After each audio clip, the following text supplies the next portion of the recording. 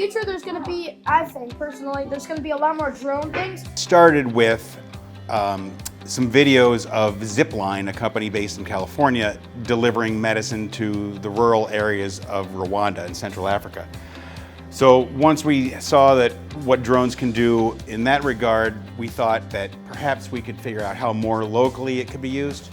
And we thought it would be fun to deliver Stewart's products to our local community, and the kids were going to design how best to do that. Because for it to turn out well, you had to work with other people and you had to learn what they do best, because then that's how the project was going to turn out. We made the final destination, and our idea was to keep it safe and secure in every way possible. So I think I should learn a bit more about drones because it's a really cool concept and it's definitely faster and more like healthy for the environment. I want to be like an engineer, and I want to be able to put stuff together and design and help businesses.